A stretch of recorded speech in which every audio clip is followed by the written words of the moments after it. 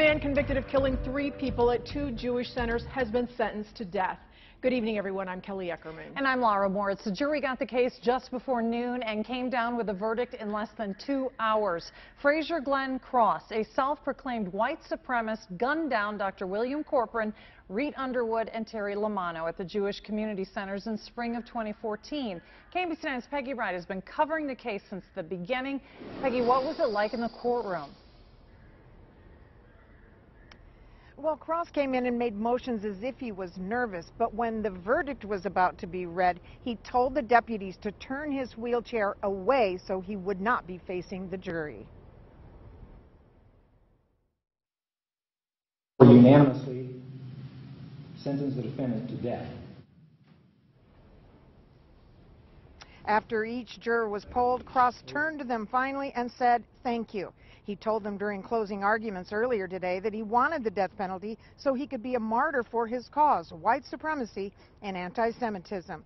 The prosecution told the jury to follow the law and not be taken in by Cross's reverse psychology. In about an hour and a half, they returned with their decision. Several members of the victims' families were there and spoke briefly afterwards. Today, we have witnessed justice in action. We extend to the jury our heartfelt gratitude for their time and attention throughout the trial. I believe the criminal justice system worked effectively, and the people from the state of Kansas have spoken loud and clear.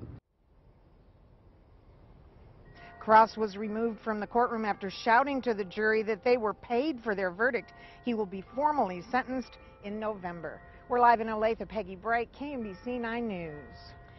The victims have been waiting for this verdict for more than a year. KMBC 9's Eli Rosenberg is at the courthouse with reaction from a victim who was shot by Frazier. Eli?